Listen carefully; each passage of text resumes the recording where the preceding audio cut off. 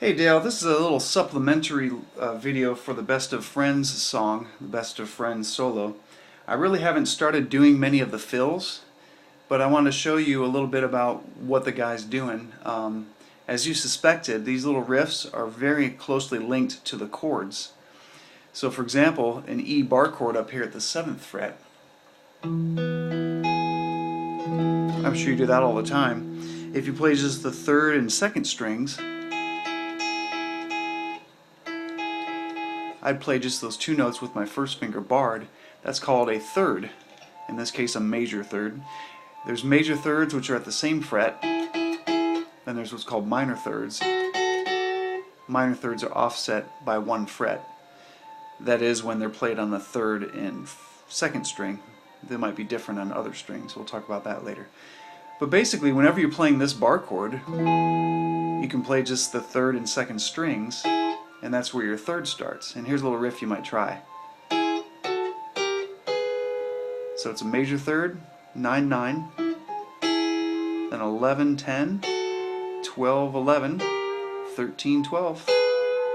And in fact, you might already recognize the sound, that riff right before I do the solo. That's exactly what he does.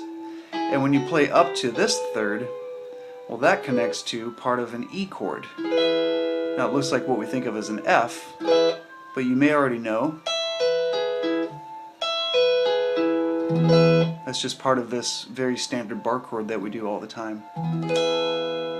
So it's pretty cool when you're playing this little lick, this little riff, whatever you want to call it. You're starting from this shape and you're playing your way up to that shape. So here's an exercise I thought. This song has a ton of E's, A's, and B's. I think it might be all it has. So when you're playing it, whenever there's an E chord, you can do these. Then down to A, that same exact chord is going to go all the way down to open position, but still the same principle, that 3rd and 2nd string, that whole little thing can be played down there. Then you probably guessed, if you go to B,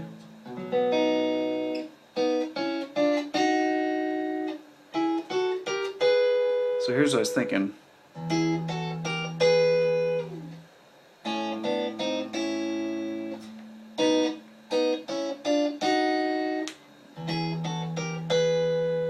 Then when you get a little more confident, maybe backwards.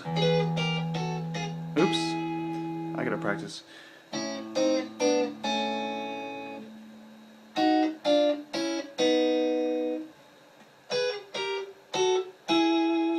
But I would get that under your hands if it's not already, and then once you have that under your fingers when you can play it, then we'll talk about more what it's doing and how you can find those on your own. But man, right there, you should play along with that recording and do a bunch of fills yourself just for fun. Not to mention the fact, everything I did is I played them at the same time. You can also go, or